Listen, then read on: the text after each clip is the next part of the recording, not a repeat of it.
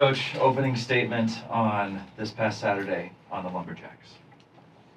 Yeah, this past Saturday, really disappointing outcome. I felt like there's a game we had a great chance to win, and didn't get that done up there at North Texas. And it's been since 2003 since this program's beat an FBS opponent, and I felt like we let one slip away from us there.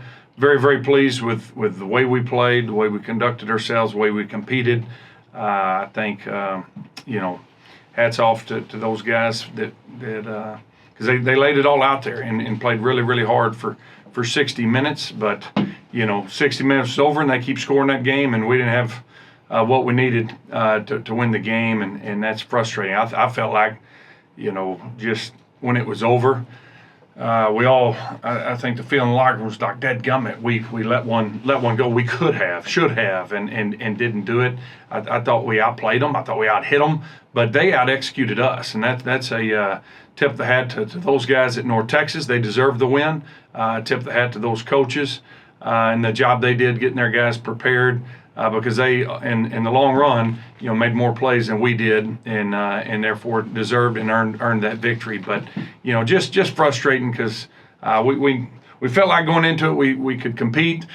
After the game was over, we knew we could compete, and just wish we had a few plays back that could have swung that thing our way. You did have several bright spots, at least by what I saw. Lots of tackles for loss against that O-line up front that everybody thought was a little bit bigger. And then also the 3 interceptions, especially the return from Jermaine Brown. The linebacker core that you got play from them was also impressive. So mention a little bit about the bright spots you did see. Yeah, the defense did come out, playing. It and really set the tone for the game. I think had well over, 10 plus tackles for loss and sacks and turnovers, and we had 2 others that we just let slip through our hands, but for the most part, offense, it took a while to get them going. That's a good defense that they have. It's a 3 high. It's Iowa State's kind of in vogue defense right now, but it's tough to get ready for it. That's why a lot of people like to run it.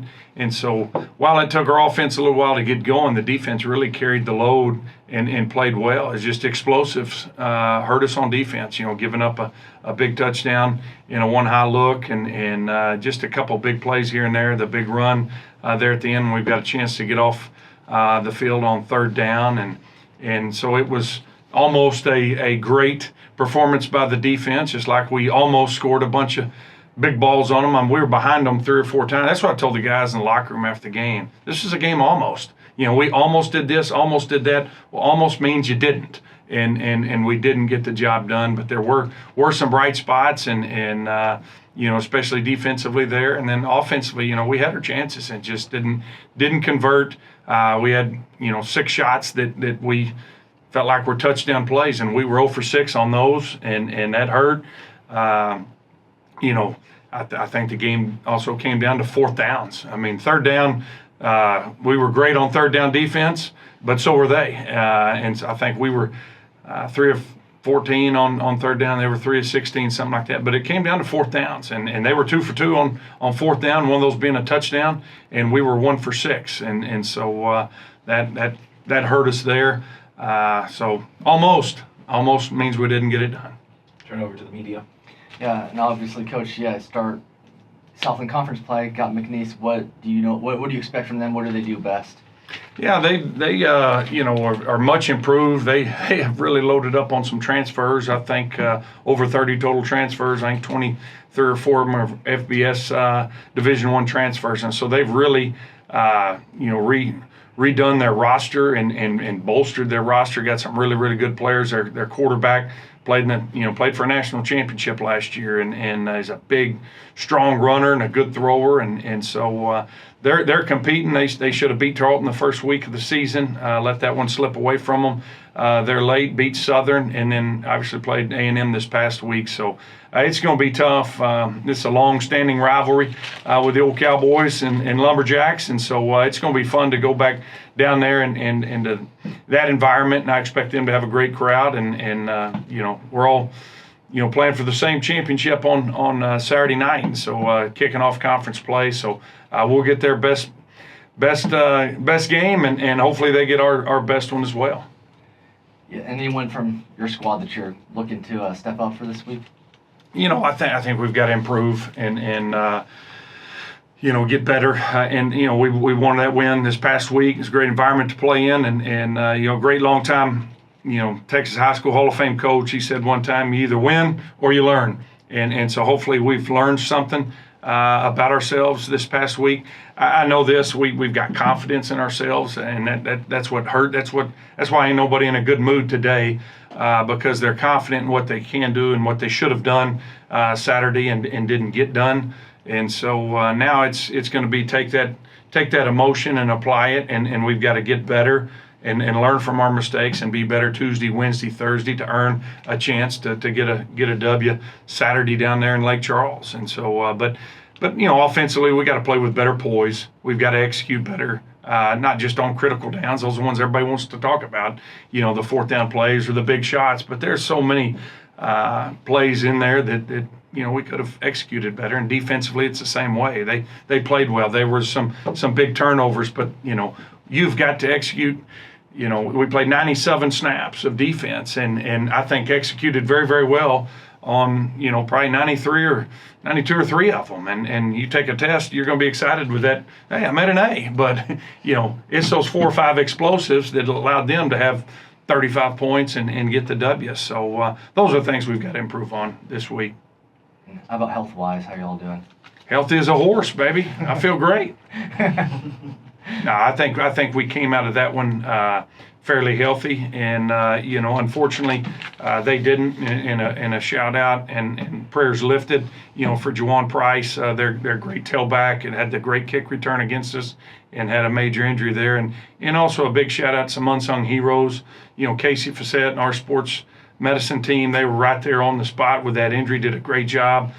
Jeff Smith, the head trainer over there at North Texas, he got over there. Their crew were phenomenal. That was a tough situation. Jeff Smith used to be here at SFA's. He's no lumberjack himself, but those are unsung heroes in sports. College sports is the training staffs, the medical teams, and that was an unfortunate incident there and a bad injury. They did a great job, but prayers up for Juwan Price. He's got a recovery ahead of him. Great kid, great player, and so we're praying for you, Juwan. Yeah, Coach, and you talked about this rivalry on Saturday, Cowboys and the Lumberjack. Is there anything like more underneath the fire going into this week than say, just any other week? Probably not. Not that we haven't played since 2019, so it's just mainly just getting that thing rekindled. And they didn't have the year they wanted last year. We didn't either. And so I think both teams have a lot to prove. They've got a great coach in Gary Goff. He's a guy that has been the South and 4 at Southeast Louisiana back in the day with Hal Mumme, and he got a passing background, offensive background. Did a great job as a head coach through his career. Won a national championship there at Valdosta State, I believe it was, and so. He's a winner, and they've got a good squad, and it's going to be a battle down there. But I don't think there's anything extra. It's the Cowboys and the Lumberjacks. I know the old guards from both programs. They're going to be fired up, and all eyes will be on this one in Lake Charles. It's the only conference game this week in the Southland, so there'll be a lot of eyes tuned in to what happens in Lake Charles Saturday night. Yeah, Coach, and you talked about the game on Saturday. There was just a game almost on offense. Did you feel that was kind of a little bit of the newness that this offense brings with offensive coordinator Chris Ross and some of the new pieces that you guys have on offense, or is something else? Yeah, it was. We knew with that defense, that style of play, there's a reason why it's popular right now. They limit you and limit your shots, and so we knew we had to hit on our shots and had to set them up, and I think they did a great job, doing that. There's obviously some calls we'd like to have back. The almost. That falls on me too as a head coach.